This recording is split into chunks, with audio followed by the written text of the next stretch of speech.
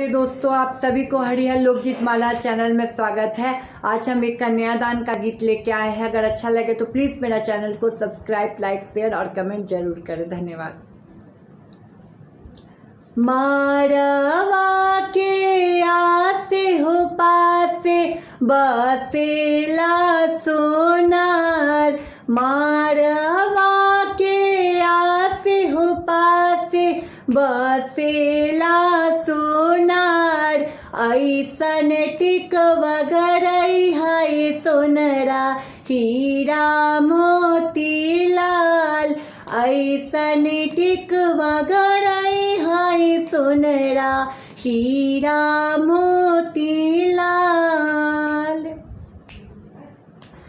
से हो पहिनी सुंदरा बेटी मरवा भैली ठार, से हो पहिनी सीता हो बेटी मरवा भैली ठार, घोड़ावा चरण राम हो दुल्हा गईले मुस्काय, घोड़ावा चरण राम दुल्हा गईले मुस्काय। से हो देखी कवाने भैया गईले खिसियाय, से हो देखी के कवाने हो भैया गईले खिसियाय। हमारा बहिनिया के देखी के काहे मुस्काय, हमारो दीदिया के देखी के काहे मुस्काय।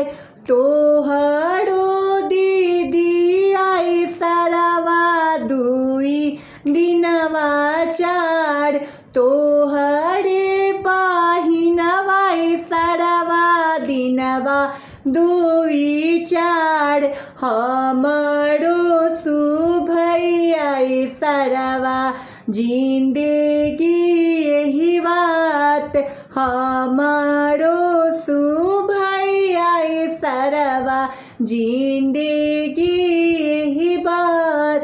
मारवा के आसे हो पासे बसे ला सोनार, ऐसन टिकवा गरैया ही सोनेरा हीरा मोती लाल। धन्यवाद।